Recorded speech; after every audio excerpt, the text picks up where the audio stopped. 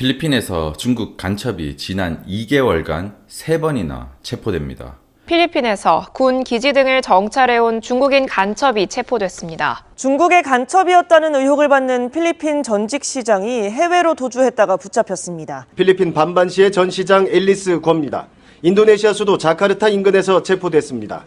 지난 7월 초 배를 타고 필리핀을 몰래 빠져나간 지 2달 만입니다. Especially po sa mga paghahanap po ng mga fugitives. 13살의 나이로 2000년에 입국한 구어화핑이란 중국인 여성과 지문도 일치해 이른바 신분 세탁을 한 정황도 확인됐습니다.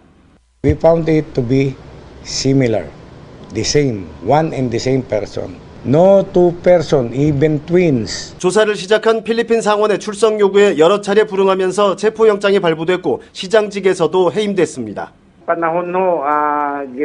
중국과 남중국해 영유권을 놓고 분쟁 중인 필리핀이 지난주 중국인 간첩 5명을 추가로 체포했다고 밝혔습니다. 지난해 중국인들이 미국 항공모함과 국가정보원 건물을 드론으로 촬영해 논란이 된 바 있습니다. 이번엔 제주공항을 드론으로 무단 촬영한 중국인이 붙잡혔습니다. 국가 중요시설 최고 등급이라 반경 9.3km 안에선 허가 없이 드론을 날릴 수 없습니다. 그런데 지난달 31일 낮 나라가 발칵 뒤집혀졌습니다. 우리나라에서도 최근 3, 4개월간 중국 간첩이 3회 이상 체포되었습니다. 필리핀은 중국 간첩을 간첩죄로 잡습니다. 그런데 대한민국은 중국 간첩을 간첩죄로 못 잡습니다. 이유는 민주당이 중국 간첩법을 반대하고 있기 때문입니다.